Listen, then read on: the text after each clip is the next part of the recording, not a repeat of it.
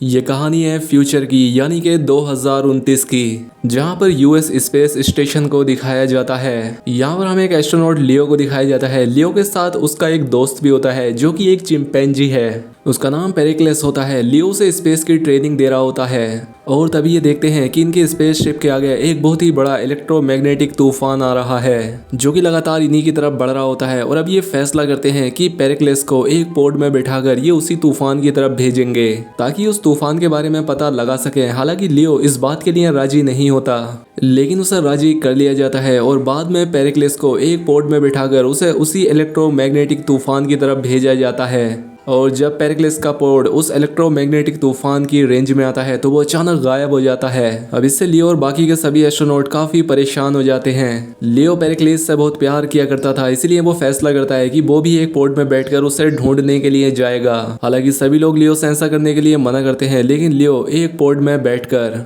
अपने दोस्त पेरिक्लेस को ढूंढने के लिए उसी इलेक्ट्रोमैग्नेटिक तूफान की तरफ चला जाता है। और जैसे ही लियो का पोड भी उस तूफान के संपर्क में आता है, वो अपना कंट्रोल खो देता है और तेजी से उस तूफान के अंदर खींचा चला जाता है। उसके पोड की रफ्तार बहुत ही ज्यादा बढ़ जाती है और अगले ही पल उसका पोड किसी अनजान प्लेनेट की तरफ क्रैश होना शुरू हो जाता है। उसका पोड पानी में क्रैश होता है, इसीलिए उसकी जान बच जाती है। यहाँ पर लियो को कुछ समझ नहीं आता कि वो कहाँ आ गया है। तभी वो देखता है कि कुछ लोग जंगल की तरफ भाग रहे हैं और वो भी उन्हीं के साथ भागना शुरू कर देता है। और ये इंसान चिंपैंजी से बचकर भाग रहे होते हैं जो कि घोड़ों पर इनका पीछा कर रहे थे। और ये साल होता है 5021 का, यानी कि लियो 2029 से 5021 में पहुंच गया है। यानी कि वो अपनी दुनिया अपने समय से हजारों साल आगे है और ये प्लेनेट चिंपैंजीज का है। यहाँ पर वो राज करते हैं और इंसानों को अपना गुलाम बनाते हैं। अब इसके बाद लियो के साथ बाकी सभी इंसानों को पकड़ लिया जाता है और इन्हें एक कॉलोनी में ले जाया जाता है जो कि इंसानों की नहीं बल्कि चिंपैंजीज की कॉलोनी है। यहाँ पर कुछ चिंपैंजीज बहुत अमीर हैं तो कुछ बहुत गरीब। और लियो और उसके साथियों को जिस चिंपैंजी ने पकड़ा था वो एक व्यापारी चिंपैंजी है और वो इन्हें यहाँ पर बेचने के लिए लाया था। तब यहाँ पर एक चिंपैंजी आती है जिसका नाम एरी है। बाकी चिंपैंजी इंसानों पर जुल्म करते हैं और एरी इसके खिलाफ है, लेकिन वो चाहकर भी इंसानों की मदद नहीं कर सकती। लेकिन फिर भी उसका बिहेवियर इंसानों के लिए बहुत अच्छा था। एरी यहाँ पर सभी इंसानों को खरीद लेती है ताकि वो उन्हें अपने घर ले जा सके। लेकिन रात में जब लियो जेल के अंदर होता है तो वो किसी तरह से जेल से बाहर आ जाता है। वो बाकी के भी सभी इंसानों को आजाद कर देता है और इसके बाद ये सब के सब यहाँ से यानी कि चिंपैंजी की कॉलोनी से निकलने लगते हैं। एरी भी ने जाता हुआ देख लेती है, लेकिन वो इनकी शिकायत नहीं करती बल्कि वो भी इन्हीं के साथ जाने के लिए कहती है, क्योंकि यहाँ का जो जनरल है वो एरी से शादी करना चाहता है और एरी उसे बिल्कुल पसंद नहीं करती। एरी का एक बॉडीगार्ड भी होता है जो कि एरी और बाकी इंसानों के साथ चलने के लिए तैयार हो जाता है। दरअसल एरी इन सभी इंसानों को एक ऐसी जगह ले जाना चाहती है जहाँ पर ये सब के सब सुरक्षित रहे। अब ये सब के सब आगे बढ़ना शुरू कर देते हैं। वहीं दूसरी तरफ जनरल को पता लग जाता है कि सभी इंसान भाग चुके हैं, इसलिए वो किसी भी कीमत पर उन सभी को पकड़ना चाहता है और साथ ही एरी को भी वापस लाना चाहता है ताकि वो उससे शादी कर सके। इसके बाद वो अपने फादर से मिलने जाता है जो कि बहुत बीमार होते हैं। उसके फादर कहते हैं कि देखो, इंसानों की एक ही पावर है और वो पावर उस घड़े के अंदर है, तुम उसे फोड़ो। जब जनरल उस घड़े को फोड़ता है तो उसके अंदर एक रिवॉल्वर होती है। उसके फादर उसे बताते हैं कि आज से कई सौ साल पहले इंसान हम पर राज किया करते थे और इसी चीज के दम पर इंसानों ने हमें अपना गुलाम बनाया था, लेकिन बाद में हमने इस प्लेनेट पर अपना कब्जा कर लिया और इंसानों को अपना गुलाम बना लिया। अब जनरल किसी भी तरह से इंसानों को पकड़ना चाहता है। वो उनसे नफरत किया करता था।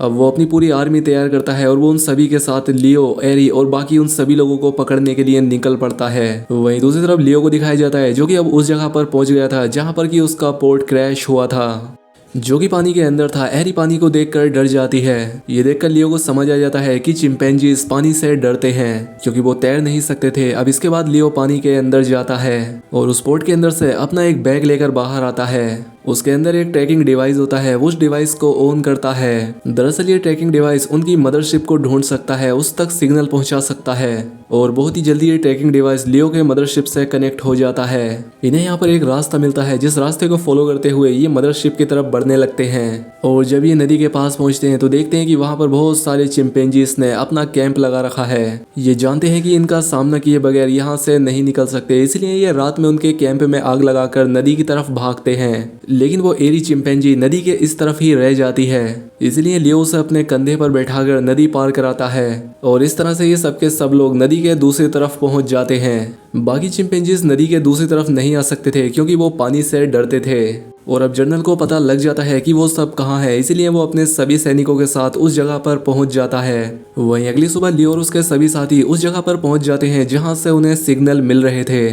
और वो देखता है कि यहाँ पर एक बहुत ही बड़ा शिप है जो कि उसे जाना पहचाना लगता है। एरी लियो को बताती है कि हमारे पूर्वजों का मंदिर है और अब लियो अपने साथियों के साथ उसके अंदर जाता है और जब लियो उसे ध्यान से देखता है तो वो पाता है कि ये तो वही शिप है जिस पर ये काम किया करता था, यानी कि ये उसी का स्पेसशिप है। लियो को कुछ भी समझ नहीं आता कि आखिर ये उससे पहले हजारों साल पहले यहाँ पर कैसे आ गया और अब वो उस स्पेसशिप को चेक करना शुरू कर देता है जहाँ पर वो अपने फिंगरप्रिंट से कहीं भी एक्सेस कर सकता था। दरअसल सोलर एनर्जी से ये पूरा स्पेसशिप चलता है और जब वो यहाँ पर रिकॉर्डेड फुटेज देखता है तो उसे पता चलता है कि जब वो अपने पोर्ट से इलेक्ट्रोमैग्नेटिक स्टॉर्म की तरफ गया था तो उसके पोर्ट का मदरशिप से पूरी तरह से कनेक्शन टूट गया था। इसीलिए इसके जितने भी साथी थे वो अपने इस मदरशिप को लेकर उस स्टॉर्म की तरफ बढ़ गए और वो भी इस स्टॉर्म में खींचता चला गया। और अब यहाँ पर लियो को सब कुछ समझ आ जाता है क्योंकि जब उसका पोर्ट उस तूफान में एंटर हुआ था तो उसका पोर्ट हजारों साल आगे फ्यूचर में पहुंच गया, लेकिन जब इसका मदरशिप उस तूफान में एंटर हुआ तो वो अपने प्रेजेंट टाइम में ही इस प्लेनेट पर गिरा था जिसके अंदर बहुत सारे इंसान और एप्स थे और एप्स ने यहाँ इस प्लेनेट पर खुद को डेवलप कर लिया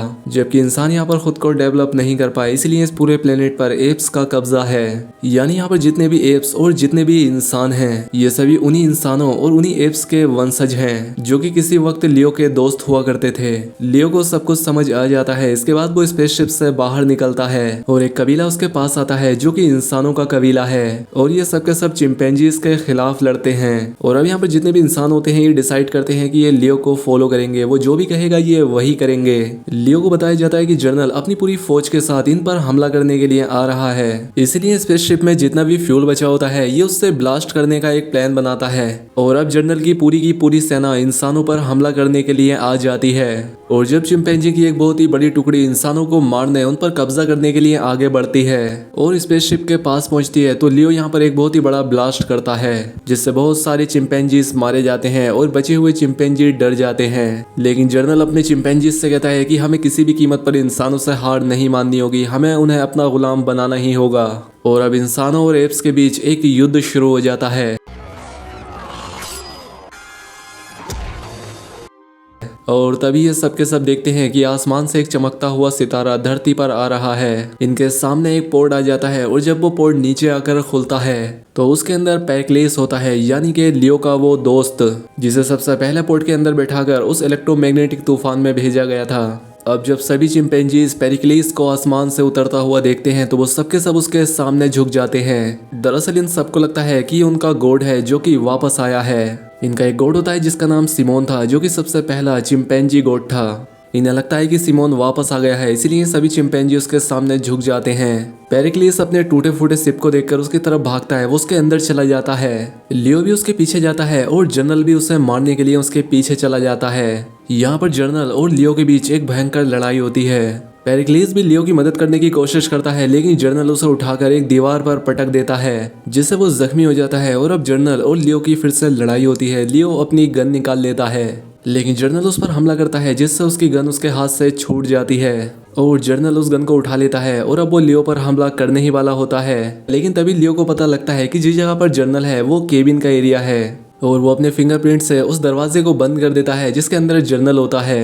अब वो अंदर फंस जाता है। वो अंदर से कई गोलियां चलाता है लेकिन उस केबिन का जो ग्लास होता है वो बुलेट प्रूफ था, यानी कि अब वो कैद हो चुका है। लियो फैसला करता है कि पेरिक्लीस जिस पोर्ट से यहाँ आया है उस पोर्ट से वो वापस अर्थ पर लौट जाएगा। हालांकि उसका साथी चिंपैंजी पेरिक्लीस भी उसके साथ जाना चाहता है लेकिन वो उसे समझाता है कि ये दुनिया तुम्हारे लिए ज्यादा बेहतर है। जिसके बाद वो अपने उस चिंपैंजी दोस्त को एरी को दे देता है और कहता है कि तुम्हें इसका ध्यान रखना होगा। एरी भी कहती है कि मैं इसका ध्यान रखूंगी।